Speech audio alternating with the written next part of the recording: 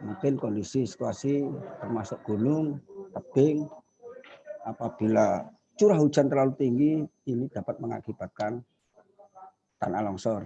Mungkin kalau di kota-kota seperti di Surabaya ataupun di kota-kota tidak mungkin tanah longsor, ya akibatnya cuma banjir karena pendangkalan sungai ataupun kurang tertibnya masyarakat dalam hal membuang sampah. Karena kita cari enaknya saja kalau membuang sampah sungai sehingga terhambatnya arus air mengakibatkan banjir meluap, sungai tidak bisa menampung air sehingga menimbulkan banjir. Dan di Surabaya ini untuk lokasi geografisnya itu delta. Jadi sebelah selatan itu dilalui Sungai Brantas. Untuk sebelah utara ini rawan dengan Bengawan Solo, termasuk utara laut. Sehingga apabila curah hujan seperti Mojokerto, Jombang, Malang itu nuansanya larinya ke Surabaya. Oke, kita lanjutkan. Ini alasan sekedar. Untuk sesuai data yang ada, total bencana tahun 2019 terjadi 3.721 bencana, 3.721 kali bencana, ya, antara puting beliung, terus karhutlah, banjir, tanah longsor, itu sudah terdata seperti itu, 3.721 kali total bencana pada tahun 2019.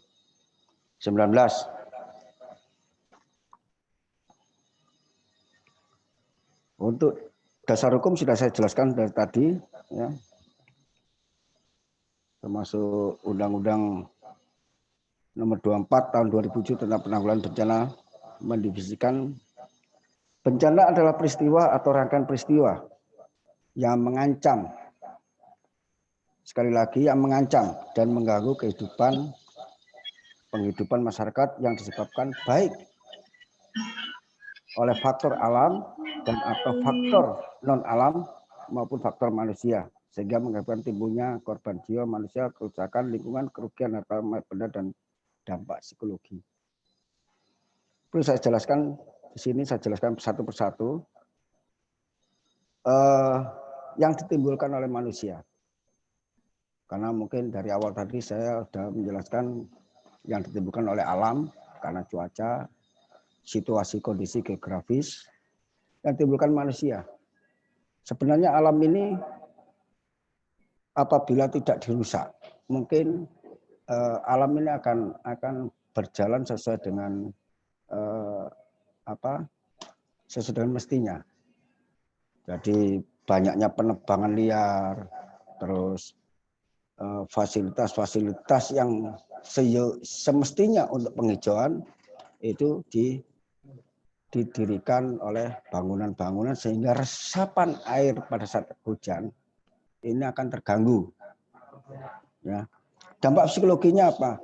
Psikologi dengan adanya bencana otomatis jelas. Ya. Tidak sekolahnya anak-anak dalam proses belajar mengajar terganggu karena bencana alam.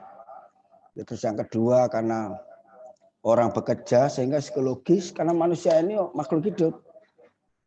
Jadi perlu makan, perlu sandang. Kalau ada bencana gimana?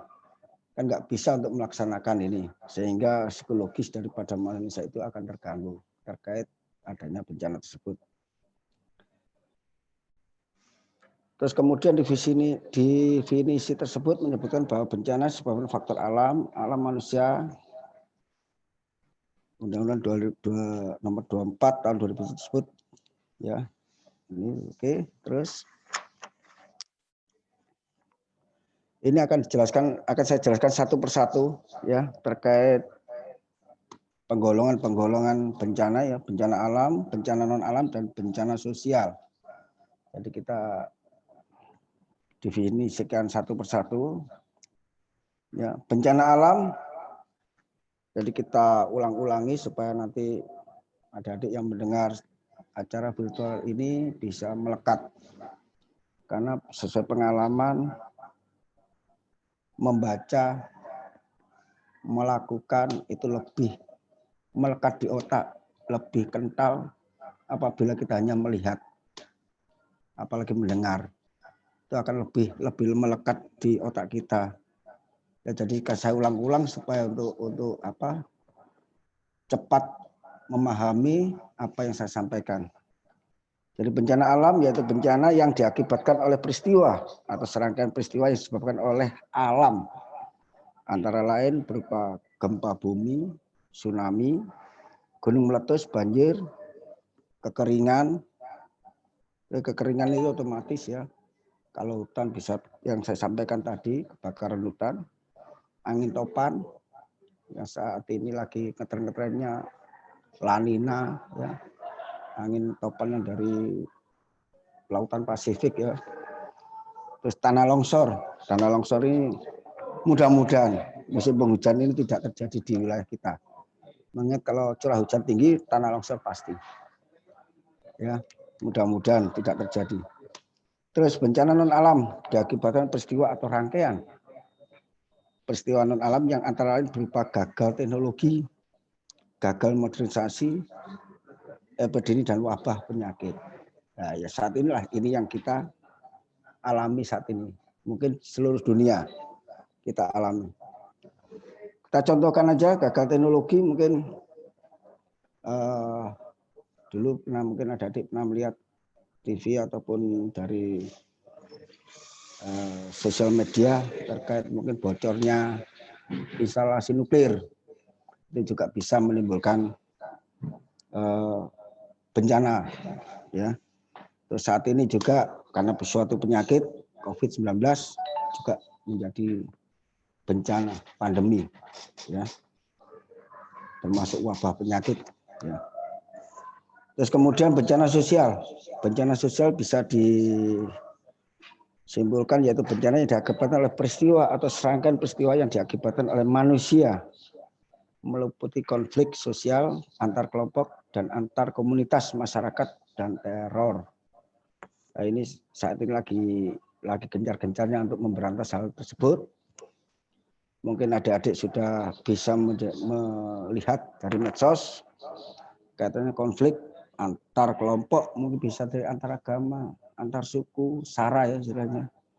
Ini sehingga apabila ini terjadi benar akan berdampak saat bencana dari sosial kita. Nantinya apabila terjadi chaos akan terjadi penjarahan, ya kita hidup tidak tenang, selalu terbayang-bayang akan ada apa nanti, ya ini. Terus lanjut istilah-istilah dalam bencana ya. Jadi saya sampaikan juga ini istilah-istilah dalam kebencanaan. Informasi awal adalah bahan keterangan tingkat awal tentang suatu keadaan peristiwa alam yang akan terjadi yang didapat dari Badan Meteorologi dan Geofisika BMG yang berwenang untuk diteruskan kepada masyarakat. Jadi kalau di TV itu ada istilah ramalan cuaca. Ini ya ini dari BMKG ya, ramalan cuaca kota per kota terkait cuaca yang akan datang. Ini perlu diantisipasi oleh warga masyarakat kaitannya informasi awal atau kalau di TV katakan ramalan cuaca itu ya. Ini akan berdampak kita untuk melakukan antisipasi. Kalau toh nanti akan terjadi hujan, kita selaku masyarakat bagaimana? Ya, mungkin kalau mau bepergian jauh harus menggunakan payung ataupun jas hujan kalau pakai kendaraan ataupun hindari tempat-tempat yang rawan. Kalau toh memang informasi awal dari BMKG Malang curah hujan akan terjadi curah hujan tinggi ya nggak usah ke Malang karena sana bahaya rawan sekali terhadap tanah longsor, rawas, pacet ataupun yang lain-lain. Ini hanya pemberian informasi awal dari BMKG kaitannya dengan situasi kondisi terhadap cuaca yang akan berlangsung.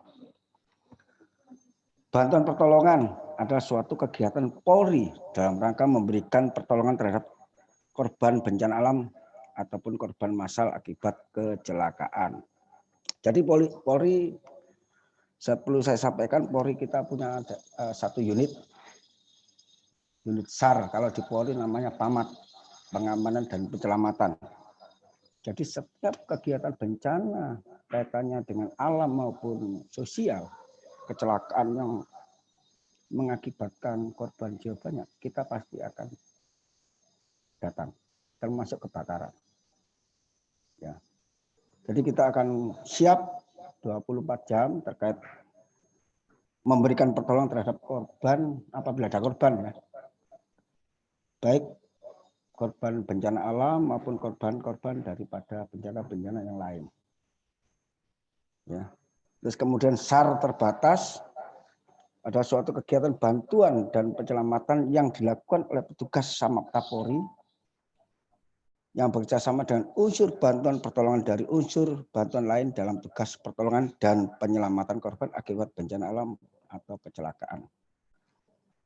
Jadi kita SAR Polri ataupun yang di Polda ini PAMAT ini SAR terbatas. Kalau SAR lengkap ya di Tagana maupun di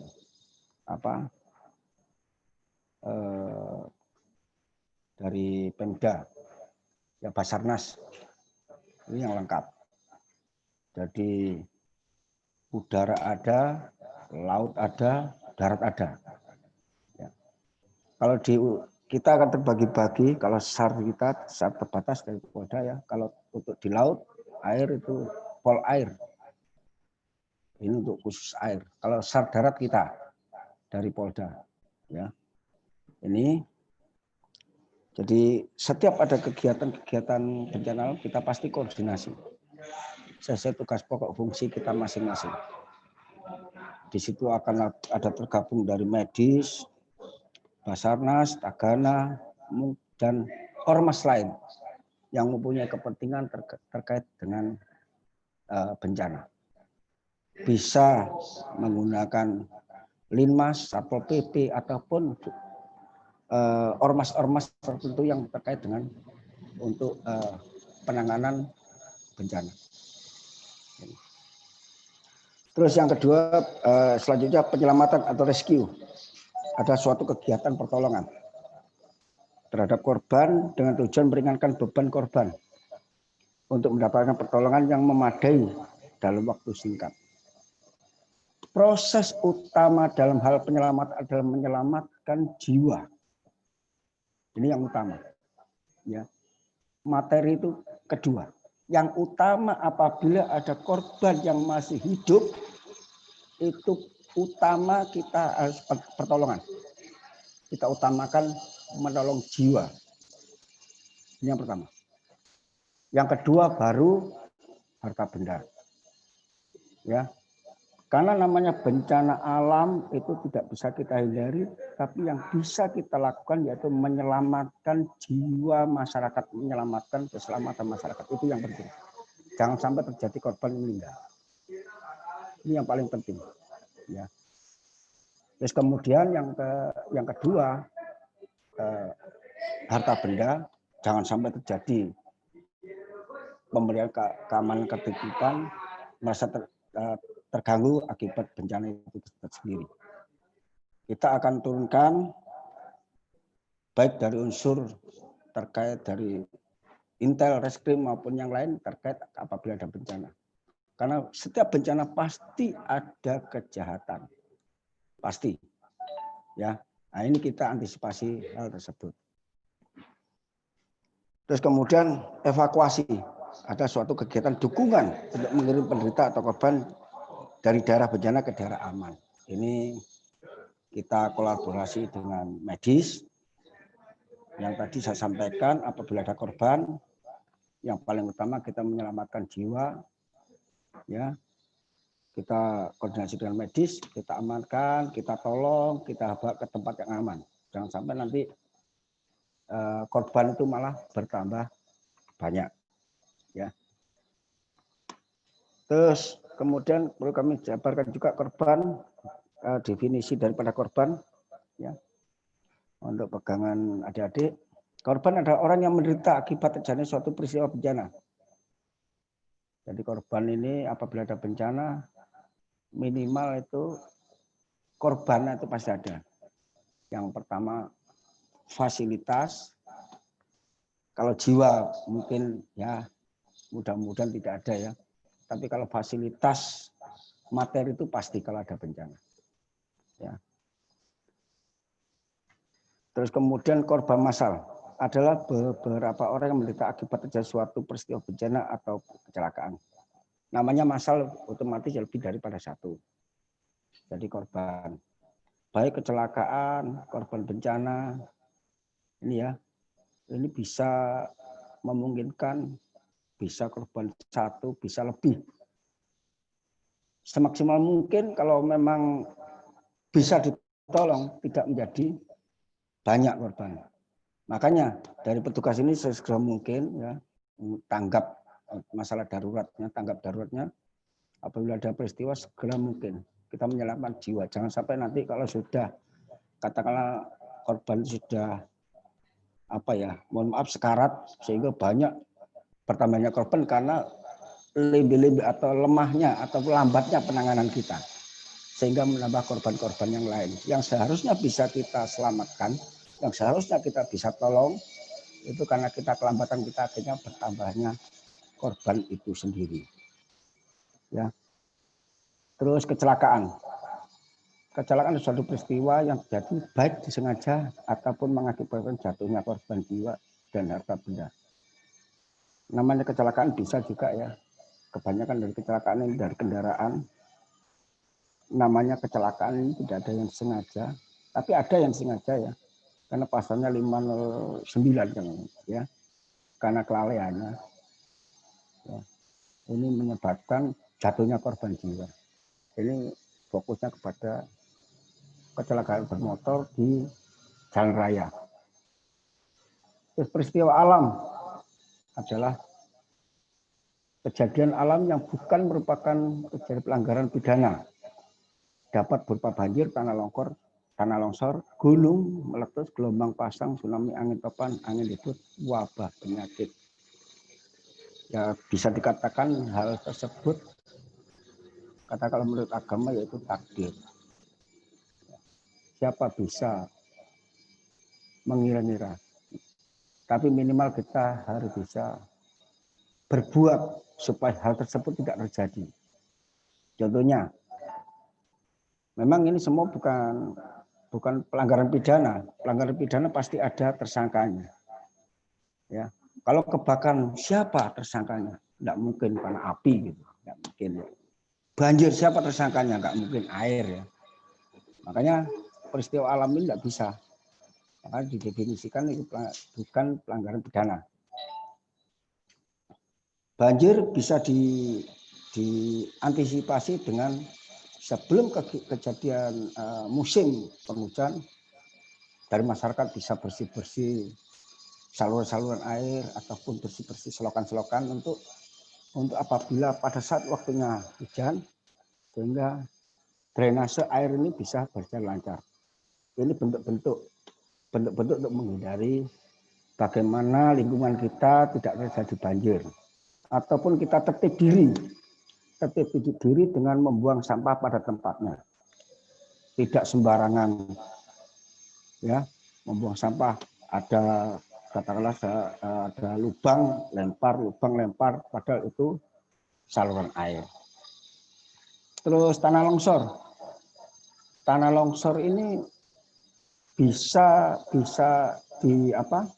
diantisipasi dengan pengawasan berkesinambungan atau koordinasi dengan mungkin perhutani, karena mungkin banyaknya pohon-pohon yang ditebang sehingga yang mengikat tanah ini berkurang karena akar pohon ini akan mengikat tanah. Apabila hujan lebat sedangkan tanamannya sudah hilang ditebang sehingga yang mengikat tanah tidak ada, otomatis tanah ini apabila di posisi kemiringannya tertentu dia akan terbawa air pada saat hujan itu sendiri. Sehingga terjadilah tanah longsor, dan kebanyakan tanah longsor ini apabila terjadi banyak yang mengganggu aktivitas masyarakat. Tanah longsor menutupi jalan sehingga aktivitas masyarakat terganggu, atau dampak daripada tanah longsor menyebabkan aliran sungai karena banyaknya sampah ataupun tanah yang terbawa air sehingga tidak bisa menampung air curah hujan, sehingga air akan meluber kepada ke pemukiman sehingga terjadilah banjir dan tanah longsor. Terus gunung meletus. Gunung meletus ini bisa diantisipasi menggunakan alat yang dipunyai BMKG. Namun kita harus waspada, mungkin masyarakat kita, keluarga kita yang tempat tinggalnya di pedesaan, mungkin di kaki-kaki gunung, lereng-lereng gunung. Apabila gunung itu merupakan masih aktif gunung berapi, selalu antisipasi terkait apabila ada woro-woro atau informasi awal dari BMKG bahwa keaktifan gunung ini akan membahayakan kehidupan. Ini silakan. Apabila sudah ada peringatan awal, ya segera aja. Apabila disuruh mengungsi. Jangan nekat. Karena kalau gunung meletus itu pasti ada. Kalau di Gunung Merapi itu ada wedus gimbal itu ya, angin awan panas. Terus ada lahar yang dimuntahkan. Otomatis dengan cuaca itu akan tidak stabil, ekstrim, membawa suhu tinggi, ya. Ini. Terus kemudian yang selanjutnya gelombang pasang atau tsunami. Nah, ini dampaknya daripada masyarakat yang di tepi pantai, karena bergesernya lempeng-lempeng bumi, bergeser sehingga terjadinya gempa, otomatis dari gerakan ini akan membawa dampak pada air laut. Mungkin bisa dibayangkan hanya sekedar aja, jadi lempengan bumi apabila bergerak, otomatis air akan menuju ke tempat yang rendah. Dari ke tempat rendah ini, dampak dari ke tempat rendah otomatis timbal baliknya dia akan naik. Inilah menjadi gelombang tsunami. Ini yang mempunyai alat yaitu BMKG. Jadi setiap mau ada terjadinya bencana alam baik gempa itu termonitor. Dari BMKG itu kalau nggak salah sudah ada berapa titik di lautan maupun di gunung-gunung itu sudah terpasang sehingga bisa terdeteksi apabila ada situasi kondisi yang mungkin tidak menguntungkan untuk masyarakat. Makanya kita selalu memonitor informasi awal terkait bencana baik gempa bumi maupun gunung meletus kita antisipasi. Bagaimana kita bersikap untuk menyelamatkan diri kalau kita tetap aman, alhamdulillah. Kalau mungkin di wilayah kita sudah dinyatakan rawan, ya silakan berbuat. Bagaimana kita bisa hidup untuk ke depannya. Terus kemudian angin topan atau angin ribut. Ini kebanyakan pancaroba ya, perubahan musim terkait angin topan.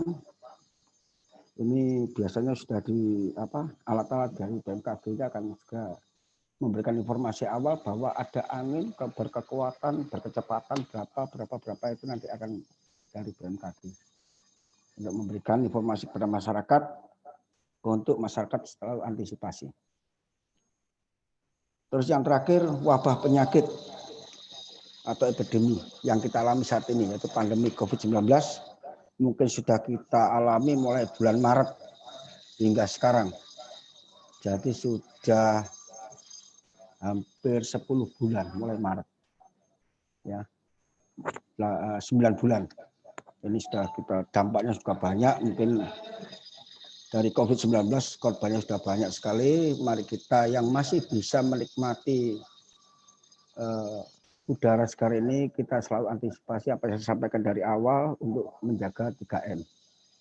Untuk diri kita sendiri, keluarga kita, maupun sanak saudara kita. Terus kemudian bencana alam adalah akibat ditemunya atas terjadi suatu peristiwa alam. Ini sudah saya sampaikan tadi, peristiwa alam. Ya. Baik gunung meletus, tsunami, dan lain-lain. Harta benda adalah barang milik dari korban akibat bencana alam ataupun kecelakaan. Inilah yang saya sampaikan tadi, ya, harta benda apabila ada suatu bencana ataupun kecelakaan, ini pasti namanya manusia menggalaukan segala cara. Ya. Jadi barang-barang milik korban ini yang harus kita jaga apabila suatu kejadian. Jadi setelah ada kejadian pasti kita all out di lokasi yang dari awal memang dari wilayah polsek ataupun polres setempat. Kemudian kalau perlu backup dari Polda, kita akan backup untuk kegiatan tersebut. Bagaimana untuk mengamankan situasi kondisi baik korban manusia maupun harta benda daripada masyarakat yang terkena daripada bencana itu sendiri. Kemudian kita sampaikan juga sini ada gambar-gambar ya, kejadian bencana, peristiwa bencana yang terjadi dan dicatat berdasarkan tanggal kejadian, lokasi, jenis bencana, korban, dan ataupun kerusakan. Jika terjadi bencana pada tanggal yang sama dan melanda lebih dari satu wilayah, maka dihitung sebagai satu kejadian. Ini maksudnya begini, ya. Katakanlah bencana itu banjir. Banjir suatu, ya mudah-mudahan tidak jadi ya, ini suatu contoh aja. Jadi apa sih? Karena dampak daripada meluapnya Sungai Bengawan Solo. Di situ berdampak pada kota Tuban, Lamongan, sebagian Gresik, wilayah Gresik. Padahal ada 3 tempat atau 3 kabupaten. Dari situlah dihitung ada satu kejadian. Tidak bisa Lamongan sendiri, Tuban sendiri, Gresik sendiri. Karena dampaknya pada satu kejadian dan satu wilayah, sehingga kita jadikan bahwa itu dampak daripada meluapnya sungai aliran Bengawan Solo. Ya. Tuh. Terus kemudian kejadian bencana. Letusan gunung api merupakan bagian daripada aktivitas vulkanik yang dikenal dengan istilah erupsi. Bahaya letus gunung api dapat berupa awan panas, lontaran materi pijar, hujan ataupun hujan lebat, lava, gas beracun, tsunami, dan banjir lahar. Ini yang sudah saya sampaikan tadi, ya. Apabila ada gunung meletus pasti mengeluarkan lahar, pasti mengeluarkan awan panas, ya. Material-material yang dalam perut bumi akan dikeluarkan.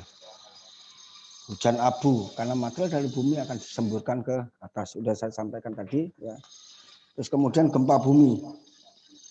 Gempa bumi adalah getaran atau guncangan yang terjadi di permukaan bumi yang disebabkan oleh tumpukan antar lempeng bumi, patahan api akibat gunung api ataupun runtuhan bebatuan.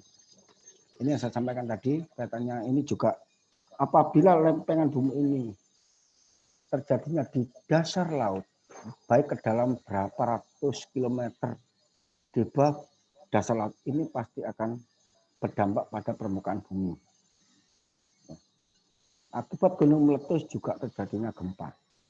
Karena semua getaran-getaran, gerakan-gerakan dari bawah bumi ini akan berdampak pada permukaan. Contohnya nggak usah banyak-banyak. Adik-adik menggoyang suatu meja, pasti atasnya akan bergerak. Seperti itulah. Coba goyang kaki meja, pasti atasnya akan bergerak. Sama halnya demikian. Kalau di dalam bumi kita itu bergerak karena bergesernya lempengan, pasti permukaan bumi akan bergetar. Ya, ini. Terus kemudian banjir adalah peristiwa atau keadaan di mana terendamnya suatu daerah atau daratan karena volume air yang meningkat. Nah ini pada saat ini perlu saya ceritakan juga masalah banjir. Saya juga tempoh hari koordinasi dengan anggota saya Bapak Oni ini. Ya. Bedanya banjir sama genangan air. Kadang-kadang kita tidak bisa menyimpulkan. Ya, kalau genangan air memang situasinya seperti banjir, tapi tidak berdampak pada merugikan ataupun terhalangnya aktivitas daripada masyarakat. Masyarakat masih bisa bekerja, masyarakat anak-anak sekolah, adik-adik sekolah masih bisa menjalankan tugas itu, ya. Terus ekonomi masih berjalan itu, tapi dalam keadaan banjir. Nah, ini disebut genangan air. Tapi kalau sudah berdampak pada perekonomian, tidak bisa dilintasi suatu transportasi jalan ataupun tanah pertanian sudah dampak pada tanaman daripada petani ataupun terjadinya korban, ini baru namakan banjir. Ya. Terus kemudian tsunami berasal dari bahasa Jepang. Ya, tsunami yang berarti gelombang atau ombak lautan. Ini juga saya baru tahu ini. Su berarti lautan, nami berarti gelombang ombak. Ya, tsunami adalah serangkaian gelombang ombak laut raksasa yang timbul karena adanya pergeseran di dasar laut akibat gempa bumi. Kembali lagi dari awal tadi, ya, bergesernya lempengan di dasar laut, lempengan-lempengan itu sehingga berdampak pada gelombang arus sehingga berdampak pada suatu gelombang tinggi atau gelombang tsunami. Suatu tsunami pasti diawali dengan suatu gempa bumi. Tinggal dampaknya menimbulkan tsunami atau tidak. Gitu. Terus kemudian tanah longsor. Tanah longsor merupakan salah satu jenis gerakan massa tanah atau batuan atau percampuran keduanya menuruni atau keluar lereng akibat terganggunya kestabilan tanah atau bebatuan menyusun lereng. Namanya tanah longsor pasti tujuannya ke bawah. Pasti, ya. Namanya tanah longsor pasti sebab akibat. Tidak mungkin tidak ada sebab tanah itu akan longsor. Ya, bisa dipahami dia. Jadi apabila hujan lebat sehingga ikatan antara tanah dengan tanah itu tidak terikat kuat, akan berdampak karena air curah tinggi akan berdampak ikutnya tanah yang ada di situ mengikuti arus air yang mengalir ke bawah sehingga terjadilah tanah longsor. Termasuk bebatuannya, mungkin ada pohon yang tumbang ataupun bekas penebangan pohon sehingga yang turun ke bawah itu macam-macam. Ada ranting, ada kayu, ada batu, ada tanah dan lain-lain. Kalau toh tanah longsor ini sudah menimpa suatu desa, mungkin bisa hewan, ternak ataupun yang lain akan ikut bersama tanah itu sendiri. Ya. Terus kemudian definisi daripada banjir. Banjir bandang adalah banjir yang datang secara tiba-tiba dengan debit air yang besar yang disebabkan terbendungnya aliran sungai pada alur sungai. Nanti perlu saya jelaskan, banjir bandang ini biasanya dadaan. Karena arus air yang di atas gunung, biasa banjir bandang ini pasti bersebelahan atau berbatasan dengan suatu bukit. Yang notabene bukit atau gunung tersebut hujan lebat sehingga arus dari curah hujan di atas ini akan mengalir dengan derasnya ke bawah. Sehingga dadaan. Di sini yang pernah terjadi banjir bandang di Bondowoso, ya, memang kiri kanan kan ada Gunung Ijen itu, sehingga mengakibatkan banjir bandang. Samping itu juga kedangkalan sungai sudah terganggu sehingga air yang seharusnya melewati sungai sehingga sungai tidak bisa menampung, akhirnya meluber ke pemukiman ataupun ke fasilitas-fasilitas yang ada. Terus kemudian kebakaran hutan. Kebakaran hutan dan lahan, kahut. Kalau istilah kita karhutlah. Ada suatu keadaan di mana hutan dan lahan dilanda api. sehingga mengakibatkan kerusakan hutan, lahan yang menimbulkan kerugian ekonomis ataupun nilai lingkungan. Kebakaran hutan dan lahan seringkali menyebabkan bencana asap yang dapat mengganggu aktivitas dan kesehatan masyarakat sekitar. Ini yang terjadi biasanya di hutan-hutan, ya. Setiap kemarau itu di wilayah Jawa Timur, ya, contohnya Jawa Timur aja, ini yang sering terjadi di daerah Pasuruan, Malang, Mojokerto. Karena kadang-kadang kebakaran hutan ini kadang-kadang terjadi dengan suatu bencana, memang terjadi benar kebakaran karena gesekan antara kayu kering dengan kayu kering bisa menimbulkan api, atau kelaikan manusia. Contohnya yang terjadi yang pernah saya sempat Kapolsek Suko itu, ya, itu karena akibat orang buang puntung rokok sembarangan, sehingga api membesar akhirnya melahat hutan mulai dari Prigen sampai Trawas, Pacet hingga perbatasan Cangar Batu sana. Terus yang kedua, tradisi masyarakat apabila buka hutan itu kebanyakan setelah dipotong dibakar. Tapi kelengahan manusia kadang-kadang tidak ditungguin. Kalau masyarakat kita itu kalau mau buka hutan untuk lahan pertanian, itu biasa ditebang dulu baru dibakar. Termasuk kebun tebu, lahan-lahan tebu. Itu kalau sudah panen, tinggal daunnya di situ kan tebu yang diambil batangnya untuk gula. Nah, dari daun-daunnya ini tidak dibuang, kadang-kadang dikumpulkan dibakar, sehingga apabila terjadi akan menjalar kepada lahan-lahan yang lain. Kadang-kadang sampai menepi kepada pemukiman. Ini yang banyak terjadi di pedesaan. Memang tradisinya kalau dibakar itu abu pembakaran katanya untuk rabuk lahan itu sendiri, tapi ini sangat membahayakan. Kalau bisa nggak usah, rabuk bisa disiasati dengan bahan yang lain daripada membakar lahan. Ya. Terus selanjutnya sini ada kekeringan, ada ketersediaan air yang jauh di bawah kebutuhan hidup pertanian, sehingga ekonomi lingkungan adapun kegiatan ekonomi lingkungan ada yang dimaksud kekeringan di bidang pertanian adalah kekeringan yang terjadi di lahan pertanian, ada tanaman padi, jagung dan lain-lain yang sedang dibudidayakan. Mohon maaf, mungkin masih kita break sebentar kan ada azan asar. Bentar.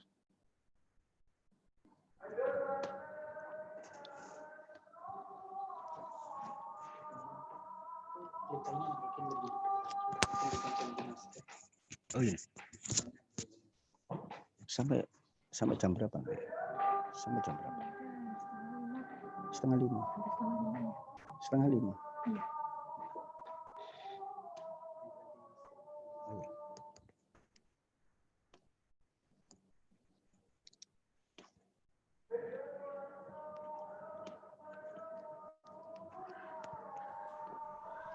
Maaf teman-teman, kita hentikan sejenak ya karena azan asar. Sebentar lagi akan dilanjutkan setelah selesai azan Siap, asar. Kak. Siap, Kak.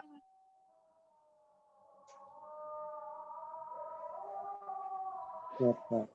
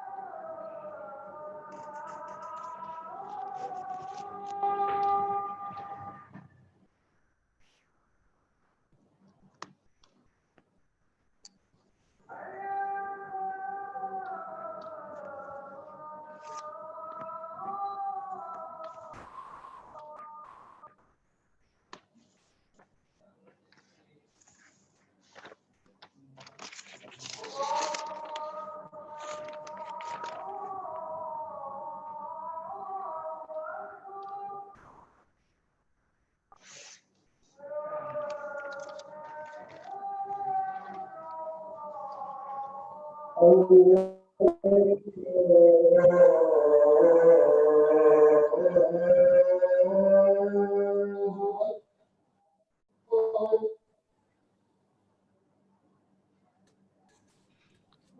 teman-teman, kalau begitu materi akan kita lanjutkan kembali.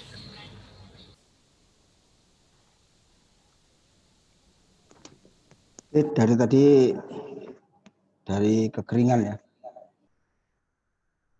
Kekeringan pasti terjadi di bulan-bulan musim kemarau ya, karena curah hujan bisa dikatakan nihil atau tidak ada, sehingga berdampak pada bumi ini untuk curah hujan tidak ada, sehingga lahan-lahan pesawahan, ladang itu kekurangan air. Kalau di daerah-daerah tertentu memang kekurangan air ini sangat-sangat parah sekali, khususnya apabila waktu musim kemarau di daerah Lamongan dan lain-lain, itu wilayah saudara-saudara kita di Lamongan itu sangat kering sekali, sehingga cari air aja susah. Ya, dari kekeringan inilah bencana ini mudah sekali terjadi, timbul karena mungkin dari api. Api inilah, dengan adanya kekeringan ini, curah hujan tidak ada, semua yang ada di bumi ini menjadi, yang makhluk hidup menjadi kering, apalagi daun-daun runtuh kering. Apabila kita tidak tertib, akan berdampak pada suatu kebakaran. Kebakaran adalah situasi di mana bangunan ataupun lahan, hutan ataupun lahan ladang itu terbakar. Semuanya ini dari keteledoran kita, kurang disiplinnya kita. Ya. Jadi langsung aja, kebakaran ada suatu situasi di mana bangunan pada suatu tempat seperti rumah, pemukiman, pabrik, pasar, gedung, dan lain-lain dilanda api yang menimbulkan korban ataupun kerugian material. Jadi kebakaran sini yang paling banyak setelah diteliti oleh LAVOR, kebanyakan dari aktivitas daripada kelistrikan, konslet listrik ya, banyak. Mungkin adik-adik pernah mendengar katanya kadang-kadang ada pemeo ataupun suara di masyarakat. Kalau suara ini sudah saya sebutkan di pabrik atau pasar kebakaran, ada rumor kata itu memang dibakar. Kita jangan sampai seudon ataupun kita tidak boleh memvonis, menjustis bahwa itu terbakar. Suatu kejadian apabila sudah dilewati suatu penyelidikan, dan penyidikan baru bisa kita simpulkan bahwa kebakaran itu memang terjadi akibat apa. Ini yang punya ahlinya, yaitu di LAVOR. Apakah dari listrik, ataukah memang sengaja dibakar, atau hal-hal yang lain. Ya. Hal-hal yang lain ini bisa dikatakan seperti yang terjadi di Gresik tempoh hari. Suatu gudang, karena yang bersangkutan gudang tersebut menyimpan bahan-bahan yang mudah terbakar, sehingga karena keteledoran seseorang, faktor manusia, tidak disiplinnya, sehingga menimbulkan bahan yang ada di gudang ini terbakar. Nah, inilah. Jadi kita harus tahu situasi lingkungan di mana kita berada. Apabila ya mohon maaf, jangan sampai ya adik perokok ya. Ini bagaimana membuang puntung rokok yang baik, harus tahu situasi dan lingkungan. Jangan sampai nanti kita membuang puntung rokok pada saat kita pas sepeda motor buang pas ada di situ terletak pom bensin atau orang jualan bensin. Nah, ini kan sama aja. Ya, hati-hati sekali. Ya. Terus kalau kebakaran rumah, kebanyakan dari aliran listrik, konsleting listrik. Ya, mungkin bisa disampaikan kepada orang tua apabila kita tidak ahli betul dalam kaitannya dengan instalasi listrik, enggak usah, lebih baik panggil tukang. Ya, memang semua orang bisa, ilmu katon, ilmu mudah. Wah, lampunya pedot, kabelnya pedot, kita sambung sendiri. Karena kekuatan arus itu harus disesuaikan dengan besar daripada kabel yang digunakan. Ini kadang-kadang kita orang awam tidak sekolah kelistrikan, ini yang banyak menimbulkan kebakaran. Berapa ampere kekuatan listrik, ini kabel yang kita gunakan sembarangan, inilah yang bisa menimbulkan kebakaran. Ya, ini saya sampaikan ini juga untuk antisipasi diri kita sendiri, kepada keluarga kita menyampaikan masalah bencana, jangan sampai apa yang saya sampaikan, apa yang menerima dari saya ini malah terjadi bencana sesuai dengan apa yang saya sampaikan. Jangan sampai terjadi. Kalau juga menjalib ya. Itu. Terus kemudian gelombang pasang atau badai. Ada gelombang tinggi yang ditimbulkan karena efek terjadinya siklon tropis di sekitar wilayah Indonesia dan berpotensi kuat menimbulkan bencana alam. Indonesia bukan daerah lintasan siklon tropis, tetapi keberadaan siklon tropis akan memberikan pengaruh kuat terjadinya angin kencang, gelombang tinggi, serta hujan deras. Wilayah ini disebutkan siklon tropis. Ya. Negara kita berada di garis khatulistiwa. Negara kita adalah negara tropis. Ini memang berpotensi kuat menimbulkan bencana alam karena ada dua musim, ya, musim penghujan dan musim kemarau. Ya. Kemudian ya apa yang saya sampaikan tadi, ya, karena diapit oleh dua lautan dan dua benua sehingga kita ini jalur, baik jalur angin, jalur cuaca maupun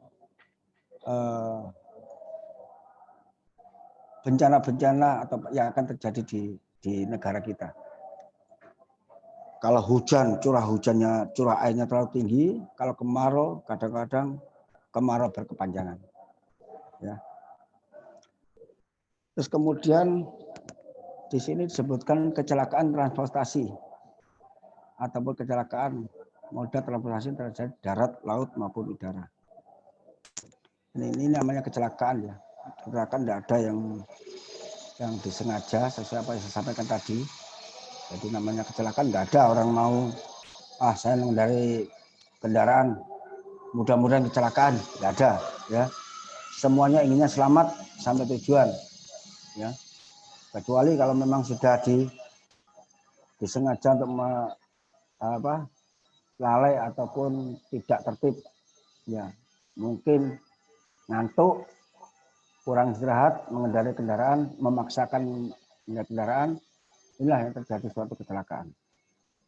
Atau mungkin dengan adanya dipasang rambu-rambu tidak mematuhi, inilah yang akan memicu terjadinya suatu kecelakaan. Perlu adik-adik ketahui juga, namanya rambu-rambu itu tidak hanya di jalan raya. Di laut pun itu ada rambu-rambu. Ya. Kalau di udara ada sinyal. Mungkin pesawat terlalu tinggi, terlalu bawah, itu ada yang memandu dari operator bandara. Kalau laut itu ada rambu-rambunya. Mungkin seperti kerucut yang di tengah-tengah kalau malam nyala itu rambu-rambu. Kapal jangan sampai melewati sana, karena itu mungkin harus dangkal ataupun bagaimana yang tidak boleh dilewati oleh kapal. Kalau jalan pasti, adik-adik pasti tahu ya, rambu-rambu tidak boleh berhenti, ini harus berhenti, ini tidak boleh melanggar marka jalan ataupun karena berdampak nanti mengakibatkan suatu kecelakaan. Ini jelas kalau ini masalah lalu lintasan. Saya kasih informasi juga kalau di laut juga ada rambu-rambunya, di udara juga ada rambu-rambu melalui sinyal daripada operator bandara. Ya, itu. Terus selanjutnya abrasi. Adalah proses pengikisan pantai atau tenaga gelombang laut dan arus laut yang bersifat merusak. Abrasi biasa disebut dengan erosi pantai. Kerusakan garis pantai akibat abrasi dipicu oleh terganggunya keseimbangan alam daerah pantai tersebut, walaupun abrasi bisa disebabkan oleh gejala bumi. Namun manusia sering disebut sebagai penyebab utama abrasi. Ini saya sebutkan juga karena saya jelaskan kaitannya dengan penyebab daripada manusia. Ya. Penyebab daripada manusia. Jadi manusia ini kadang-kadang ada di banyak masyarakat kita yang sering berlibur ke pantai itu bisa melihat kadang-kadang karena tingkah laku kita tidak sadar merusak lingkungan hidup, ekosistem daripada laut dengan cara kita mengambil karang, menggali-gali pasir, ataupun melempar-lempar ke laut sehingga ekosistem kita tidak sempurna. Yang nama abrasi yaitu suatu benda yang di tepi laut karena kekuatan daripada arus ombak sehingga mengakibatkan mungkin situ ada karang, batu ataupun tanah terkikis oleh aliran ataupun gelombang air laut itu sendiri. Sehingga di pantai-pantai itu kebanyakan bentuk batunya lengkung-lengkung. Contohnya seperti kita ya, mungkin ada adik tahu di Tanjung Kodok. Kenapa batunya menyerupai kodok? Karena itu terabrasi air laut. Digerus air laut sehingga akan berbentuk seperti itu. Entah mulai kapan, cepat atau lambat, karena peristiwa alam itu juga kemungkinan kalau peristiwa alam itu akan habis sehingga akan runtuh juga. Ya mudah-mudahan di masa kita saat ini itu tidak terjadi. Ya. Terus kemudian kejadian luar biasa KLB ya adalah timbulnya atau meningkatnya kejadian kesakitan atau kematian yang bermakna secara epidemiologi pada suatu daerah dalam kurun waktu tertentu. Statusnya telah terkejadian luar biasa diatur oleh peraturan Menteri Kesehatan. Ini yang terjadi saat ini karena COVID, sehingga bukan negara kita saja yang terkena kendala atau terdampak, tapi seluruh dunia. Hampir seluruh dunia terdampak. Ya. Korbannya besar sekali. Ya. Kita kalau nggak salah urutan kelima dari negara-negara setelah India, Amerika, Brasil. Ya. Ini paling banyak korbannya dari COVID. Ya, saya selalu apabila menyampaikan sesuatu kepada masyarakat selalu memberikan himbauan-himbauan. Ayo sayang keluarga. Ayo sayang diri kita sendiri. 3M selalu kita gaung-gaungkan. Jangan sampai nanti kita malah jadi korban. Kita tahu malah kita jadi korban. Ya. Ini. Langsung saja untuk ini ya, konflik sosial atau kerusuhan sosial huru-hara ya. Satu gerakan massal bersifat merusak tatanan tata tertib sosial yang ada yang dipicu oleh kecarbuan sosial. Budaya ekonomi yang biasa dikemas suatu pertentangan antar suku, agama, dan ras. Jadi adik-adik seperti ini bisa melihat di medsos ya. Tidak ada negara yang tentram damai ya. Mudah-mudahan hanya Indonesia yang bisa tentram damai. Saat ini akhir-akhir ini memang ada hal-hal yang mungkin mungkin seperti apa yang diutarakan di poin ini terkait pertentangan antara suku, agama, dan ras. Tapi fokuskan diri adik-adik untuk belajar. Apabila tidak tahu kaitannya dengan berita yang benar, peristiwa yang benar, kita dapat share dari teman, tidak usah kita nge-share lagi kepada teman lain. Karena kita tidak tahu hal yang sebenarnya. Dalam artian berita itu hoax. Tolong, ini diantisipasi. Jangan sampai malah kita menyebarkan hal-hal yang tidak benar. Ya, bantu aparat supaya tenang, adik-adik bisa belajar tenang, orang tua bisa bekerja dengan tenang, ya, menggapai masa depan dalam kehidupan yang sejahtera. Terus kemudian sabotase adalah tindakan yang dilakukan untuk melemahkan musuh melalui subversi, penghambatan, pengacauan, dan atau penghancuran. Dalam perang inilah yang digunakan untuk mendeskripsikan aktivitas, ya, individu atau grup yang tidak berhubungan dengan militer, tetapi dengan spionase, sabotase yang dilakukan terhadap struktur penting seperti infrastruktur, struktur ekonomi, dan lain-lain. Ini yang saya katakan tadi, ya. Untuk menghancurkan seseorang itu mudah, apalagi sekarang kecanggihan dari teknologi medsos. Ya. Si A, saya katakan si A ya, si A benar, kita buktikan tidak benar. Opini masyarakat yang melihat tidak benar pasti mengatakan dia tidak benar. Ya. Si A tidak benar, tapi opini kita melalui medsos dianggap itu benar. Dan banyak membaca, itu akan berdampak pada bahwa orang tersebut benar ada apa adanya, padahal tidak benar. Ya, hati-hati media medsos, jangan sampai kita terputar balikkan suatu fakta, kebenaran, ya. Kalau tidak tahu tidak usah untuk melakukan hal tersebut. Namanya sabotase yaitu, ya, sabotase yaitu tindakan untuk menghancurkan suatu musuh, tidak dengan menggunakan fisik,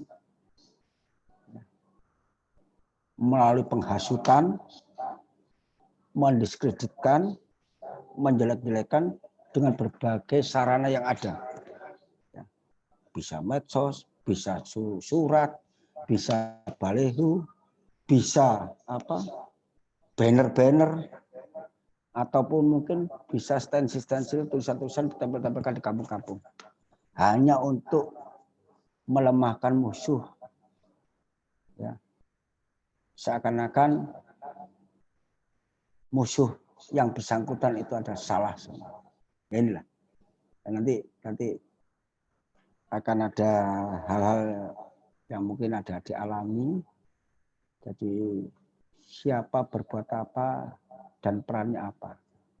Dan saya mulai sekarang sudah saya sampaikan juga untuk pembelajaran adik-adik terkait kita harus tahu sebab akibat untung rugi daripada apa yang kita perbuat. Ini harus kita pegang untuk masa depan adik-adik. Sebabnya apa kita berbuat itu? Akibatnya apa apabila kita berbuat itu? Untungnya apa kita berbuat itu? Rugi atau tidak dalam kita berbuat itu? Apakah menyakiti orang, menyakiti keluarga kita, atau menyakiti diri kita sendiri tentang apa yang kita berbuat tadi? Coba nanti dicamkan. Sebab akibat untung rugi apa yang kita perbuat. Ini harus kita camkan. Jangan sampai nanti di kemudian hari kecewa. Kecewa kita sudah melakukan. Ini nanti akan berdampak pada diri kita sendiri. Ya, ayo pelan-pelan kita saling belajar untuk menggapai masa depan yang lebih baik. Orang tua kita begini, kita harus lebih daripada orang tua kita. Ya, ini intermezzo. Terus kemudian aksi teror. Teror yaitu ya, sengaja digunakan baik ancaman-ancaman kekerasan menimbulkan suatu teror atau psikologi pada musuh yang tidak disenangi, merasakan rasa takut terhadap orang yang tidak kita senangi, baik sendiri maupun massal. Ya. Mudah kalau teror ini penjabarannya ataupun hanya mudah sekali teror. Ya. Terus kecelakaan industri. Ada kecelakaan yang disebabkan dua faktor, yaitu perilaku berbahaya, unsafe human acts, dan kondisi yang berbahaya, unsafe condition. Ya. Adapun jenis kecelakaan yang terjadi sangat tergantung pada macam industrinya. Misalnya bahan dan peralatan kerja dipergunakan, proses kerja, kondisi tempat kerja, bahkan pekerjaan terlibat di dalamnya. Ya. Jadi siapa bekerja pada suatu tempat, apa yang dia kerjakan, apabila terjadi kecelakaan tidak jauh dari apa yang dia kerjakan. Contohnya kalau orang pengawas mesin atau pekerjaannya berkenaan dengan operasional mesin, pasti nanti suatu kecelakaan pasti kena mesin itu sendiri. Kalau satu pekerjaan seperti yang terjadi pada saat saya di Kenjeran, pembangunan Suramadu, gider beton, kecelakaan hingga meninggal 4 orang. Ya karena kesalahan daripada manusia sendiri, sehingga gider itu bisa roboh menimpa pekerjaan. Namanya kecelakaan industri atau kecelakaan kerja itu tidak jauh daripada apa yang dia kerjakan suatu atau pegawai itu sendiri. Karena kelengahan, salah prosedur, atau istilahnya orang Jawa itu menggampangkan. Jadi, biasanya nggak apa-apa, jangan. Kalau toh kita suatu pekerjaan itu berkaitan dengan suatu risiko tinggi, memanjat, itu pasti ada tali pengamannya. Dengan alasan saya berani, nggak usah tali pengaman, jangan. Pasti risikonya, ya kalau nggak apa-apa, biasanya nggak apa-apa. Ya, lengah sedikit, ngantuk sedikit pasti terjadi kecelakaan. Ya. Kenapa orang bekerja pasti pakai helm? Kalau orang ngecat di ketinggian pasti menggunakan tali pengaman. Itu memang untuk safety suatu pekerjaan. Ya. Lanjut. Daerah potensi rawan. Ya. Jadi di sini yang ada beberapa warna. Ya. Rawannya. Jadi itu yang merah itu sangat tinggi.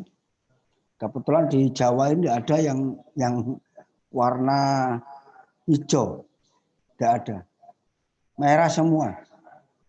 Kuning ini yang paling banyak di Kalimantan sama di Sumatera Utara. Sedikit itu Jambi, terus Sulawesi Tengah, ya. Ini, ya. Lainnya rawan semua. Ini ada Kalimantan Tengah, itu ada kuning juga, ini yang sedang, semuanya tinggi. Kenapa tinggi? Ini perlu kita antisipasi. Kita warga masyarakat selalu berupaya bagaimana kita untuk menghindari suatu musibah. Ya, kita getok tular. Kalau kita mengetahui suatu akan terjadinya suatu musibah, kita sampaikan kepada masyarakat sekeliling kita untuk harus menghindari. Ya, ini. Terus kemudian penanggulangan bencana. Sebagaimana didefinisikan dalam Undang-Undang 24 tahun 2007 tentang penanggulangan bencana, yaitu penanggulangan bencana, serangkaian upaya meliputi penetapan kebijaksanaan berisiko timbulnya bencana, kegiatan pencegahan bencana, darurat, dan rehabilitasi. Pada saat penyelenggaraan ada 3 tahapan: pra bencana, ya, saat tanggap darurat, pasca bencana. Jadi ada 3 yang pra bencana, meliputi situasi tidak terjadi bencana, ya saat ini ya aman-aman saja. Tapi tidak menutup kemungkinan akan terjadi bencana karena situasi dan kondisi yang kita tidak tahu. Ya. Terus yang kedua, situasi terhadap potensi bencana. Ya. Potensi bencana itu situasi alam. lingkungan alam. Kalau di Surabaya potensinya paling hujan lebat, tapi kalau kita saudara-saudara kita di wilayah pegunungan itu potensinya sangat tinggi sekali. Seperti apa saya sampaikan tadi, kalau di situ ada perbukitan, gunung, lembah, dan lain-lain itu pasti potensinya yang pertama banjir, tanah longsor, dan lain-lain. Apabila musim kemarau, potensinya pasti di situ banyak hutan, pasti kebakaran hutan itu pasti. Ya mudah-mudahan tidak terjadi. Kita selalu berharap tidak terjadi. Karena apabila terjadi pasti kasihan. Itu pun saudara-saudara kita. Kita wajib memberi bantuan. Berupa doa. Yang paling mudah ya doa. Bagaimana caranya kita berdoa untuk tidak terjadi bencana di wilayah saudara-saudara kita. Kalau sudah ada bencana ya minimal tetap kita akan antisipasi, menolong dan lain-lain. Ya. Terus kemudian saat tanggap darurat, pada saat situasi bencana itu sendiri terjadi, kita harus tahu sebelum berangkat apabila ada bencana seperti kita Polri dalam Pamat atau SAR, apabila terjadi banjir, tanah longsor pasti yang kita membawa alat itu ya banjir. Alat-alat yang berkenaan dengan banjir. Ya. Kemudian kalau kebakaran hutan pasti alat-alat yang kita persiapkan ya seperti itu. Tidak mungkin kita kebakaran kita membawa alat-alat banjir kan nggak mungkin. Tapi kalau untuk memadam kebakaran pasti.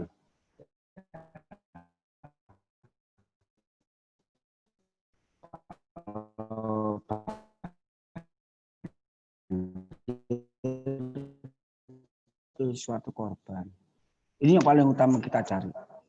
Nomor satu, dari informasi-informasi masyarakat yang ada kita cari. Maka pasti informasi terkait yang pertama masih terjebak dalam bencana itu sendiri, ataupun mungkin menjadi korban daripada bencana itu sendiri. Itu yang utama kita cari. Memang utama kita yaitu menyelamatkan nyawa orang, jiwa, ya. Terus kemudian pasca bencana yaitu setelah bencana berlarut atau bencana berlalu, setelah terjadinya bencana itu pasti ada fasilitas-fasilitas yang rusak, sehingga kadang-kadang kita koordinasi dengan unsur terkait dengan Pemda bagaimana untuk mengembalikan sarana prasarana yang sudah rusak akibat bencana tersebut. Mungkin dengan bantuan sosial ataupun perbaikan sarana fasilitas umum. Jangan sampai masyarakat atau saudara-saudara kita yang terkena bencana menderita padahal bencana sudah berlalu. Kita upaya-upaya selalu koordinasi dengan instansi terkait. Terus kemudian lanjut, perencanaan dalam penyelenggaraan penanggulangan bencana, ya. Ini ada kaitannya yang barusan penanggulangan bencana. Di situ ada pencegahan sebelum terjadinya bencana, terus kesiapsiagaan, terus ada tanggap darurat. Ini yang terakhir pemulihan tadi. Kalau pemulihan adalah akibat daripada terjadinya bencana itu sendiri. Ya. Kita awali dari suatu bencana ya. Kita awal dari kesiapsiagaan. Jadi seperti kita diwajibkan tetap untuk siaga terkait bencana, tanggap bencana. Makanya pada saat hari Senin kemarin kita melakukan apel kesiapsiagaan di Kodam 5 Brawijaya. Kebetulan selaku inspektur pengambil apel Ibu Gubernur, ada Pak Wakapolda, ada Pak Pangdam. Itu kita gabungan dari TNI, Polri, ormas-ormas dan instansi terkait dengan bencana, tanggap bencana. Kita melakukan apel kesiapan kita menghadapi situasi kondisi cuaca yang saat ini. kemarin itu ada 12 kalau nggak 13 kompi. Nah, di kita untuk SAR itu ada 1 kompi untuk tanggap bencana. Jadi kita selaku aparat koordinasi dengan yang lain-lain kita sudah siap untuk tanggap bencana. Tapi mudah-mudahan saya mohon doanya dari semua instansi masyarakat, open kita, doa kita jangan sampai terjadi bencana. Kalau kita nanti berdoa mudah-mudahan ada bencana itu, aduh, kita dosa. Setiap ada bencana pasti ada korban. Korban adalah warga kita. Kadang tidak menutup kemungkinan juga saudara-saudara kita. Itu ya. Kita berdoa yang baik-baik aja lah, ya. Tapi apabila Tuhan berkehendak lain, Allah berkehendak lain, kalau ada bencana, wajib kita tanggap dan segera kita melakukan pertolongan. Ini yang utama, ya. Terus kemarin pada saat apel di Kodam, Ibu Gubernur juga menyampaikan setiap komponen masyarakat ikut untuk saling memberikan informasi terkait apabila ada hal-hal tindak tanduk atau tingkah laku masyarakat yang bisa menimbulkan suatu bencana, baik bencana yang terkait dengan alam maupun non alam. Dan Bu Gubernur juga menyampaikan, ayo bencana yang sedang kita hadapi saat ini, khususnya pandemi, ayo kita sama-sama memerangi. Sekali lagi, sering saya utarakan ini karena ini juga pesan dari Bu Gubernur. Memerangi supaya segera berlalu di masyarakat kita ini. Ya. Terus kemudian tanggap darurat, yaitu rencana operasi apabila terjadi bencana. Di situ ada kajian-kajian. Suatu bencana itu harus kita kaji apa yang terjadi bencana, fasilitas apa yang terdampak pada saat bencana itu, sehingga dampak masyarakat yang mana yang harus didahulukan untuk ditolong karena bencana itu. Jadi suatu bencana harus kita pilah-pilah, ya. Kita pilah-pilah, harus kita tahu lokasi, dampak bencana apa itu, ya. Kita harus siap, harus tahu awal untuk menentukan cara bertindak kita. Ya. Setelah kita sudah melaksanakan pertolongan sehingga bencana itu berlalu, baru yang saya sampaikan tadi, rencana pemulihan. Kita selalu apabila setiap melakukan kegiatan harus ada evaluasi, analisa dan evaluasi. Sama halnya dengan adik-adik. Apabila habis belajar, pasti akan ada katakanlah ulangan. Ya, ujian. Ini kan sama dengan evaluasi. Seberapa ilmu yang diberikan oleh pengajar yang masuk di otak adik-adik sehingga adik-adik bisa merefresh apa yang disampaikan oleh pengajar atau guru-guru tersebut. Oh ya, kebetulan hari ini hari guru ya. Ya, selamatlah untuk hari guru. Hari ini hari guru kalau nggak salah. Ya, ini. Dan sekali lagi juga saya sampaikan. Hujan Kak, ada petir Kak. Di mana ada hujan? Ada hujan katanya. Ya. Terus di samping itu juga mulai kemarin kembali lagi karena pandemi untuk adik-adik selalu waspada. Mulai kemarin kan ada mulai proses belajar mengajar ketemu ya di SMA. Kebetulan anak saya juga SMA. Mulai kemarin sudah masuk selalu karena ini bencana juga non alam COVID-19 kita wajib untuk antisipasi. Tetap 3M ya. Karena program pemerintah kita adik-adik melakukan tatap muka ya silakan, tapi selalu untuk jaga. Karena mulai kemarin sudah ada tatap muka, walaupun satu kelas hanya 25%. Satu kelas 15 orang. Ya. Selalu ya, antisipasi untuk diri kita sendiri. Ya. Terus kemudian perencanaan dalam penyelenggaraan penanggulangan bencana.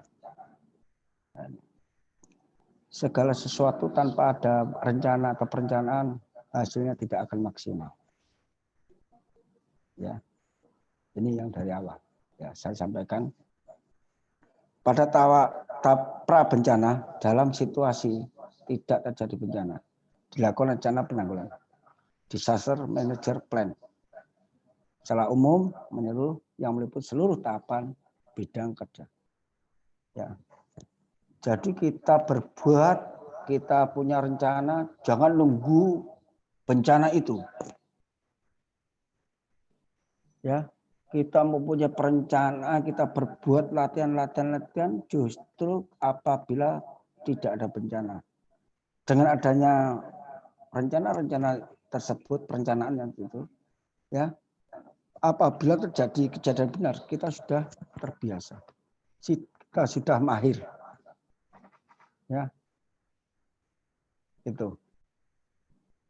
Terus pada tahap pra bencana dalam situasi terdapat potensi bencana dilakukan penyusunan. Ya, rencana kesiapsiagaan untuk menghadapi kendaraan darurat. Skenario menghadapi bencana tertentu single hazard, maka susunan saat tersebut rencana contingency plan. Ya. Kontingensi yaitu situasi darurat. Jadi pada tahap pra bencana, sebelum terjadinya bencana, pada wilayah-wilayah potensi terjadinya bencana kita harus sudah terlatih. Minimal masyarakat sudah dikondisikan bagaimana apabila terjadi suatu bencana yang berpotensi di wilayahnya masing-masing.